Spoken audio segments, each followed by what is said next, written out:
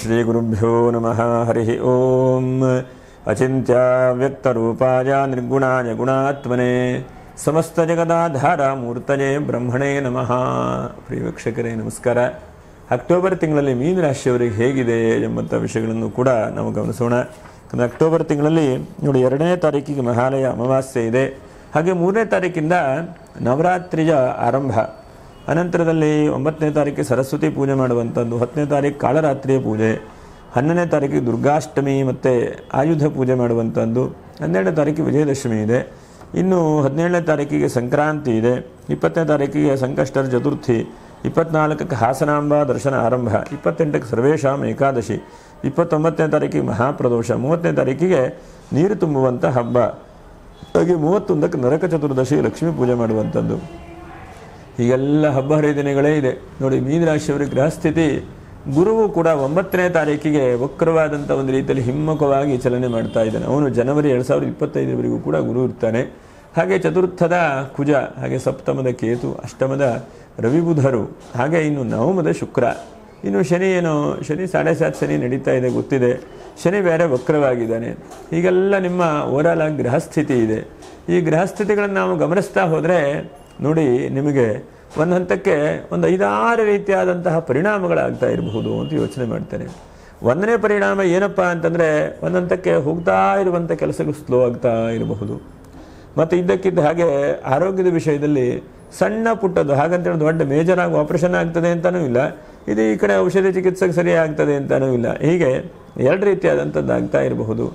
ಹಾಗಾಗಿ ಮೀನರಾಶಿಯವರಿಗೆ ಈ ಅಕ್ಟೋಬರ್ ತಿಂಗಳು ಎಷ್ಟಾಗಷ್ಟು ಅಷ್ಟು ಶುಭವನ್ನು ಮಾಡಲಿ ಅಂತ ಹೇಳ್ತಾ, ಪೂರ್ವಾಭಾದ್ರ ನಕ್ಷತ್ರ 4ನೇ ಪಾದ, ಹಾಗೆ ಉತ್ತರಾಭಾದ್ರ ನಕ್ಷತ್ರ 1, 2, 3 4ನೇ ಪಾದ, ಇದು ರೇವತಿ ನಕ್ಷತ್ರ 4ನೇ ಪಾದ. ನೀವು ವಿಡಿಯೋ ಮಿಗುವರೆಗೂ ಕೂಡ ನೀವು ನೋಡ್ತಾ ಇರಿ. ಯಾಕಂದರೆ ಈ ನಕ್ಷತ್ರ ಪರಿಹಾರಗಳು ಬಹಳ ಮುಖ್ಯವಾದಂಥದ್ದು. ನಿಮಗೆ ಎಷ್ಟೆಷ್ಟು ಒಳಿತನ್ನು ಮಾಡಲಿಕ್ಕಾಗತ್ತೋ ಅದನ್ನು ನಾವು ಗಮನಿಸಿ ಹೇಳುವಂಥ ಒಂದು ಪ್ರಯತ್ನ ಮಾಡ್ತೇವೆ.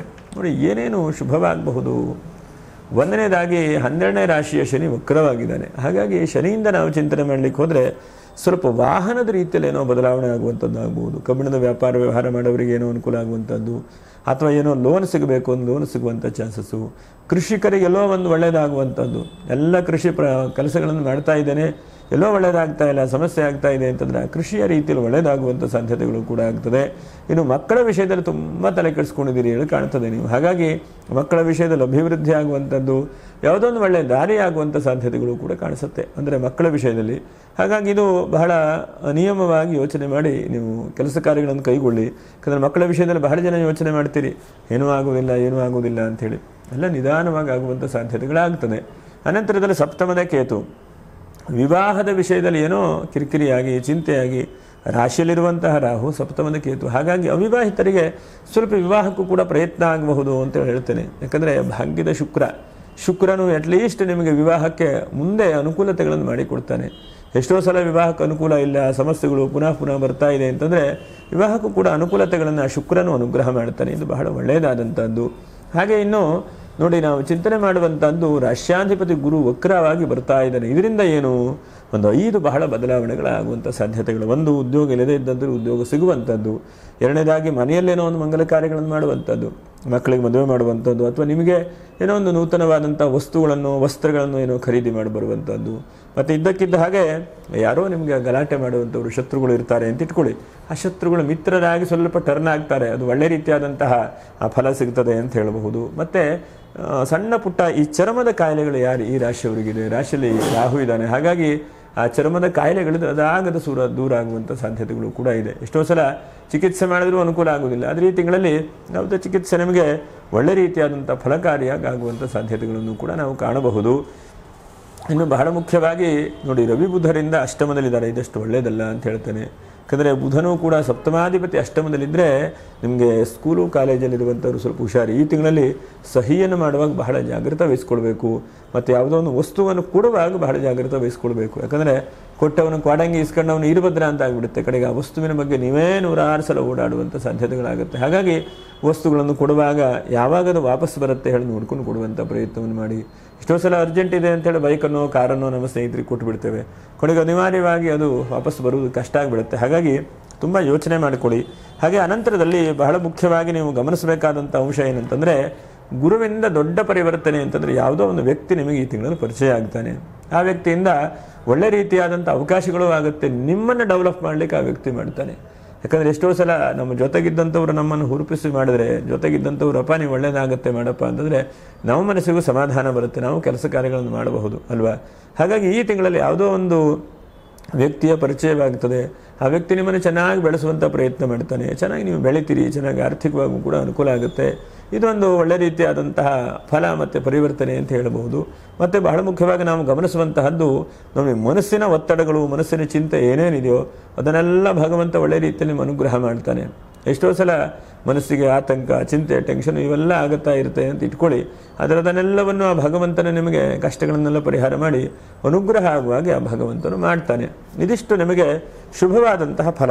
ನೋಡಿ, ಈ ತಿಂಗಳಲ್ಲಿ ನೀವೇನಪ್ಪ ಪೂಜೆ ಪುನಸ್ಕಾರಗಳನ್ನು ಮಾಡಿ ಅಂತಂದರೆ, ಒಂದನೇದಾಗಿ 4ನೇ ತಾರೀಕು ಚೆನ್ನಾಗಿದೆ, ಹಾಗೆ 10ನೇ ತಾರೀಕು ಬಹಳ ಪ್ರಶಸ್ತವಾಗಿದೆ ಅಂತೇಳಿ ಹೇಳಬಹುದು. 10ನೇ ತಾರೀಕು ಮತ್ತು 11ನೇ ತಾರೀಕು ಎರಡೂ ಕೂಡ ತೊಂದರೆ ಇಲ್ಲ, ನಿಮಗೆ ಪೂಜೆ ಪುನಸ್ಕಾರಗಳನ್ನು ಮಾಡಿಕೊಡಿ. ಹಾಗೆ 20ನೇ ತಾರೀಕು ಇದಿಷ್ಟು ಪೂಜೆ ಪುನಸ್ಕಾರಗಳನ್ನು ಮಾಡಿಕೊಡಿ. ನೋಡಿ, ನಕ್ಷತ್ರ ಪರಿಹಾರಗಳನ್ನು ಆದಷ್ಟು ಮೀನರಾಶಿಯವರು ಮಾಡಿ. ಯಾತಕ್ಕೆ ಮೀನರಾಶಿಯವರಿಗೆ ಅಂತಂದರೆ ಒಂಥರ ಒತ್ತಡ, ಒಂಥರ ಚಿಂತೆಗಳು ಬಹಳ ರೀತಿಯಲ್ಲಿ ಆಗ್ತಾ ಇದೆ. ಹಾಗಾಗಿ ಪೂರ್ವಾಭಾದ್ರ ನಕ್ಷತ್ರ 4ನೇ ಪಾದ, ನೀವು ಏನು ಸಾಧ್ಯ ಆಗುತ್ತೋ ಅಷ್ಟು ವಿಜಯದಶಮಿ ದಿವಸ ನೀವು ಬನ್ನಿ ವೃಕ್ಷಕ್ಕೆ ಪೂಜೆ ಮಾಡಿ ಪ್ರಸಾದವನ್ನು ಇಟ್ಕೊಳ್ಳುವಂತಹ ಒಂದು ಪ್ರಯತ್ನ ಮಾಡಿ. ಬನ್ನಿ ಪೂಜೆ ಮರಿಬೇಡಿ. ನೀವು ಆದಷ್ಟು 12ನೇ ತಾರೀಕಿಗೆ ಮಾಡಿ. ವಿಜಯದಶಮಿ ಸರ್ವತ್ರ ವಿಜಯೀ ಭವೇತ್ ಅಂತ ಎಲ್ಲ ಕಡೆಗೂ ಕೂಡ ವಿಜಯ ಹೇಳುವಂಥದ್ದು ಆಗ್ತದೆ ನಿಮಗೆ. ಉತ್ತರಾಭಾದ್ರ ನಕ್ಷತ್ರ ಪ್ರತಿ ದಿವಸವೂ ಕೂಡ ನವರಾತ್ರಿಯಲ್ಲಿ 3ನೇ ತಾರೀಕಿಂದ 12ನೇ ತಾರೀಕಿನವರೆಗೆ ಪ್ರತಿ ದಿವಸವೂ ಈ ದೇವಸ್ಥಾನಕ್ಕೆ ಹೋಗ್ತಾನೆ, ನಿಮಗೆ ಕೈಲಾದಂಥ ಸೇವೆ ಮಾಡ್ತೇನೆ ಅಂತ ಅಂದ್ಕೊಳ್ಳಿ. ಹಾಗೆ ಮಾಡುವಂಥ ಪ್ರಯತ್ನವನ್ನು ಮಾಡಿ. 12 ದಿವಸ ಮಾಡಿ ಸಾಕು, ಹೆಚ್ಚಿನದಾದಂಥ ಅನುಕೂಲತೆಗಳಾಗುತ್ತೆ. 12 ಅಂದರೆ 3ನೇ ತಾರೀಕಿಂದ 3, 4, 5, 6, 7, 8, 9, 10, 11 ಅಲ್ಲಿಗೆ 9 ದಿವಸ ಮಾಡಿ ಸಾಕು. 10ನೇ ದಿವಸಕ್ಕೆ ವಿಜಯದಶಮಿ ಬರುತ್ತೆ, ತೊಂದರೆ ಇಲ್ಲ. ಆದರೆ ಮಾಡಿ, ಇಲ್ಲಾಂದರೆ ಪರವಾಗಿಲ್ಲ. ಇನ್ನು ರೇವತಿ ನಕ್ಷತ್ರದವರು ನೀವು ಎಷ್ಟು ಸಾಧ್ಯ ಆಗುತ್ತೋ ಅಷ್ಟು ಗೋವಿನ ಸೇವೆಯನ್ನು ಮಾಡಿ, ಅಥವಾ ಗೋವನ್ನು ಭಕ್ತಿಯನ್ನು ಬೇಡ್ಕೊಳ್ಳಿ. ಹಾಗೆ ಆ ಗೋದೇವಿಯನ್ನು ಮನಸ್ಸನ್ನು ಬೆಳಗ್ಗೆ ಸಂಜೆ ಪ್ರಾರ್ಥನೆ ಮಾಡ್ಕೊಳ್ಳಿ. ಈ ನವರಾತ್ರಿಯ ಸಂದರ್ಭದಲ್ಲಿ ಗೊತ್ತಾಯ್ತಾ ಇಲ್ಲ, ಹಸುವಿಗೆ ಗೋಗ್ರಾಸ ಕೊಡುವಂಥ ಒಂದು ಪ್ರಯತ್ನ ಮಾಡಿ. ಆ ಜಗನ್ಮಾತೆ ಗೋವಿನ ಸ್ವರೂಪದಿಂದಲೂ ಕೂಡ ಇದ್ದಾಳೆ.